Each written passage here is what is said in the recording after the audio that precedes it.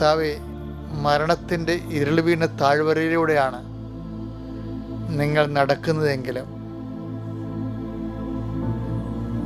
അങ്ങ് എൻ്റെ ഇടയനായതിനാൽ എനിക്ക് ഒരു കുറവും ഉണ്ടാകത്തില്ല, എനിക്ക് അപകടം ഉണ്ടാകത്തില്ല. കർത്താവേ, നിൻ്റെ നാമത്തിൽ വിശ്വസിക്കുന്നവരെ ഞാൻ എൻ്റെ ആടുകൾക്ക് മുമ്പേ നടക്കുന്ന നല്ലി ചെയ്ത വചനം പാലിച്ചുകൊണ്ട് ഞങ്ങളുടെ മുന്നിൽ നീ ഉണ്ടെന്നുള്ള ബോധ്യം ഞങ്ങൾക്കുണ്ട്. കർത്താവേ, ഈ ബോധ്യത്തിൻ്റെ ശക്തിയാൽ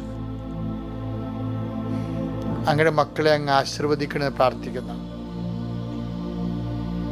കർത്താവേ, ശാന്തമായ ജലാശയത്തിലേക്കാണ് നീ നിൻ്റെ ആടുകളെ മേയ്ക്കുന്നത്.